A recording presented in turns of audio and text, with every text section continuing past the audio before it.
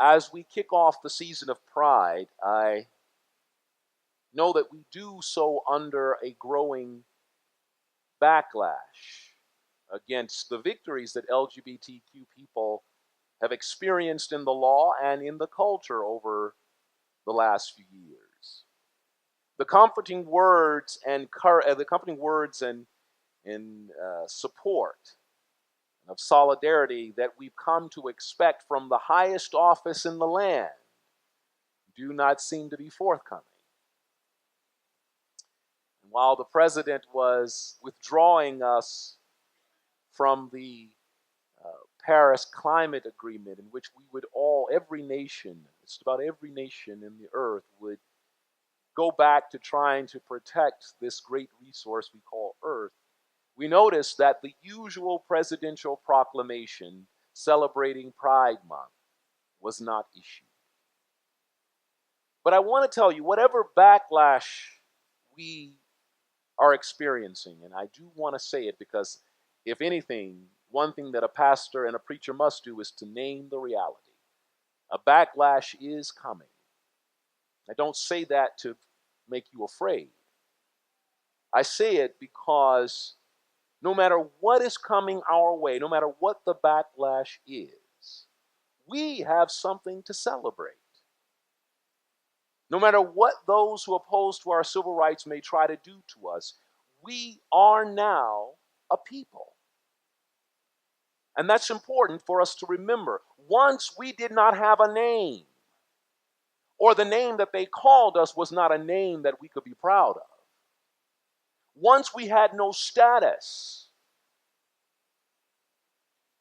Once we lived in shame and fear.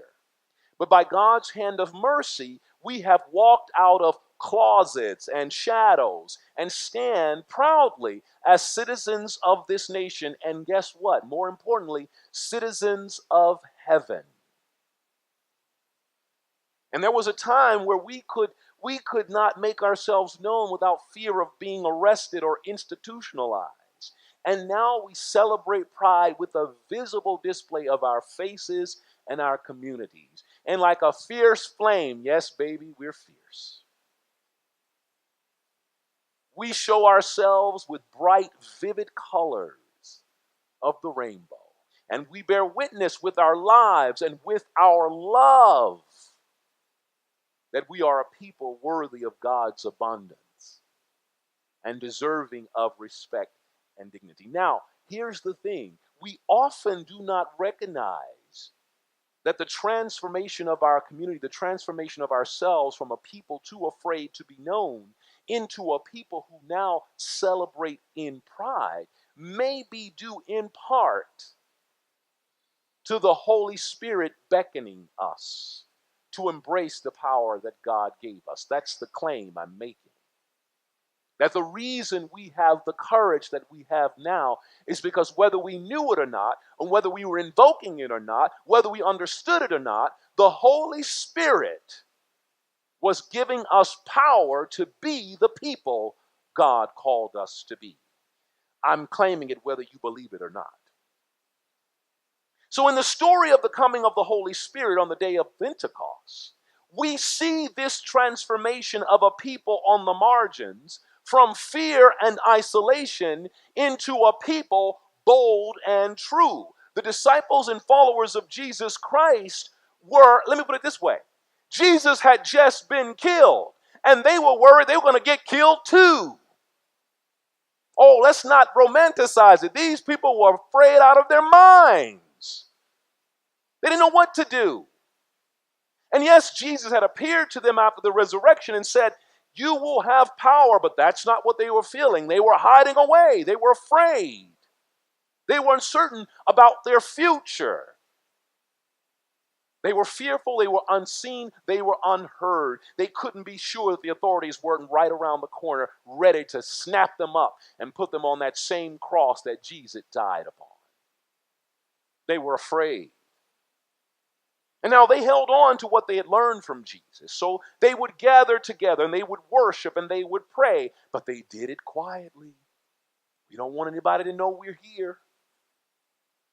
They continued to be faithful, But they weren't sure how to talk about what they had experienced. They weren't sure how to talk about Jesus. They didn't even go and tell people like Jesus appeared to us and assured us and gave us peace. No, they were in their room hiding away.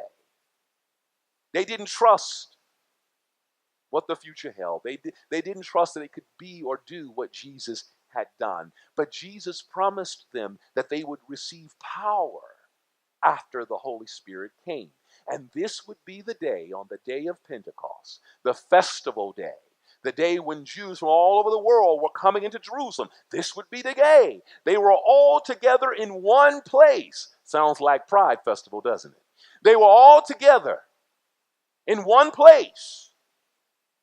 And that's when the promise of the gift of the Holy Spirit came. And the writer of the book of Acts is not satisfied just to tell you that it happened. The writer gives us all these vivid images. Now, I'm going to warn you, I have just come from seeing Wonder Woman. And so I've got special effects are whizzing in my brain. And so I just wonder, when I was reading this text, I said, I just wonder what Hollywood special effects wizard could do with this scene. They were sitting in the room. And the sound, the rush of the violent wind came rushing through. Oh, what they could do with that in Hollywood. And the writer of Acts wants us to see it. Wants us to know that this was an event, that this was the promise being fulfilled in a momentous way.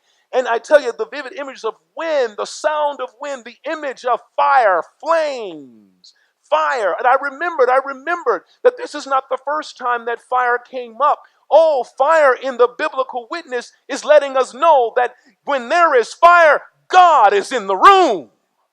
Oh, see, you didn't get it. I thought I was going to go. Let me wrap it up a little bit more. When there is fire, God is in the room.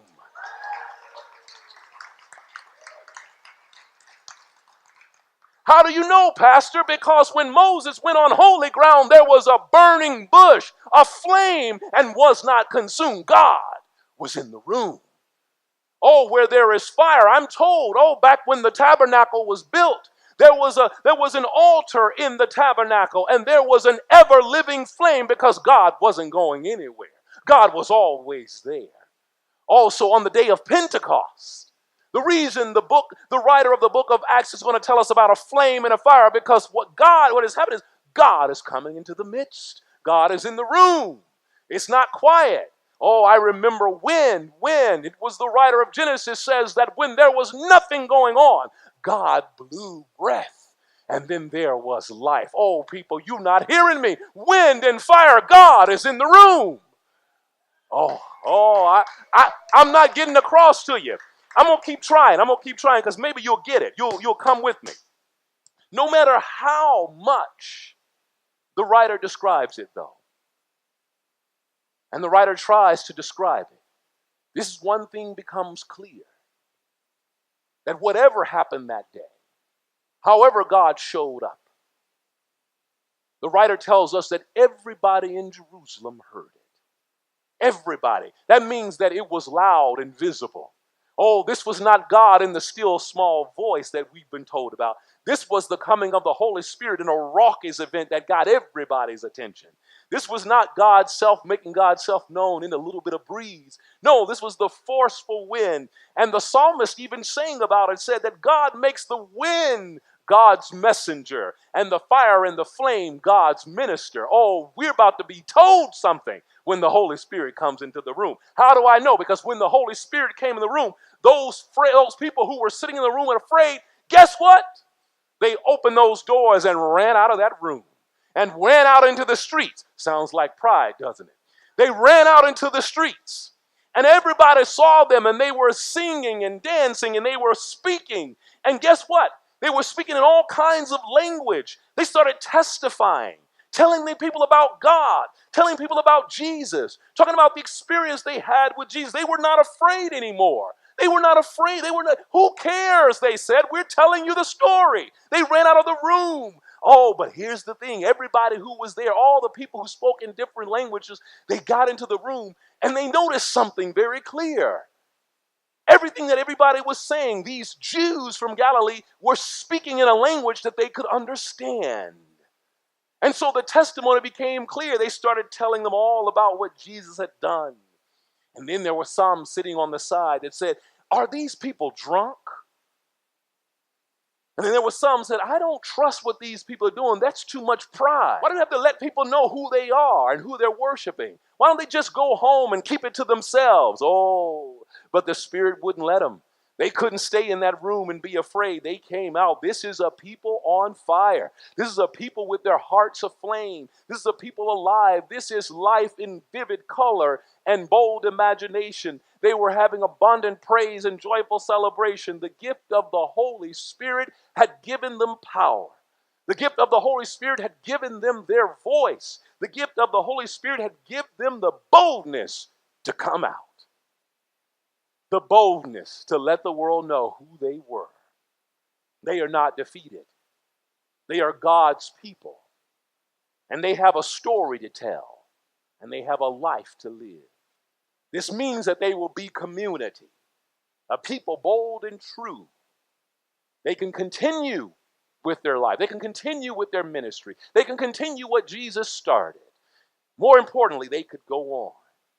And see, believe it or not, I believe that the Holy Spirit is a promise that remains ready to be fulfilled every single moment of our lives. I've seen the Holy Spirit make her way into our midst, especially when we are open to a loud and visible manifestation of what God is doing. And see, I liken the experience to the public witness. I keep telling you, the public witness of pride, the public witness that says that we are not afraid, the public witness that says that we are God's beloved and we claim our identities and we step forth in the world to testify to who we are. Oh, I can say it because the founder of Metropolitan Community Churches did it. Oh, one of the first Pride parades, a year after the Stonewall riots, Troy Perry, founder of this denomination, organized the Pride Parade in Los Angeles, and on all sides trying to stop him. And what is a preacher doing marching with sodomites? What is this preacher doing? But no, Troy Perry understands something that the people at Pentecost understand. When the Holy Spirit comes, you can't sit still and you can't stay in a closet.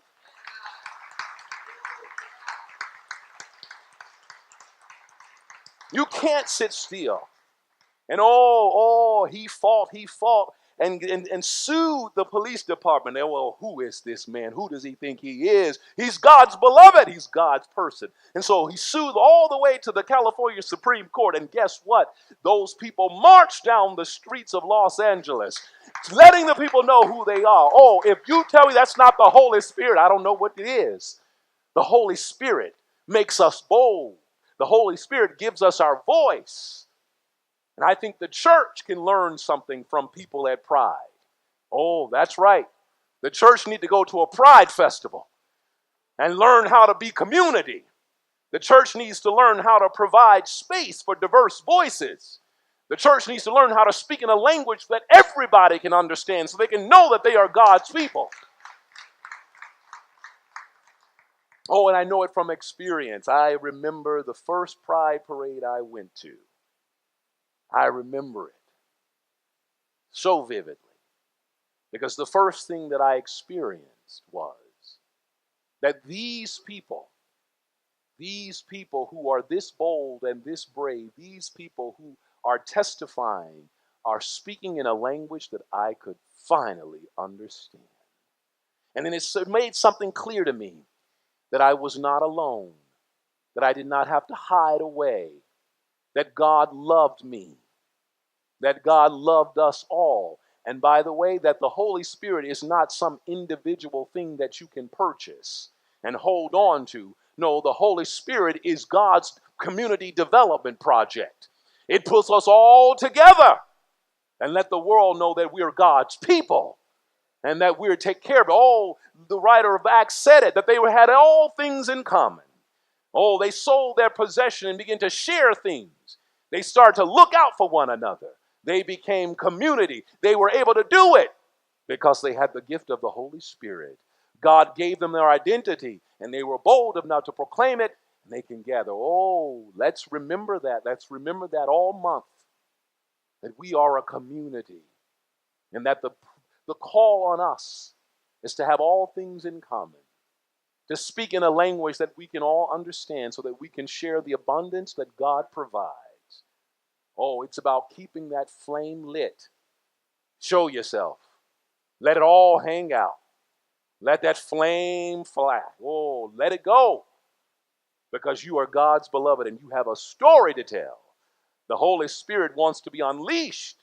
And just remember, the reason it's okay to hold that flame, because wherever there is flame, wherever there is fire, God is in the midst. Amen.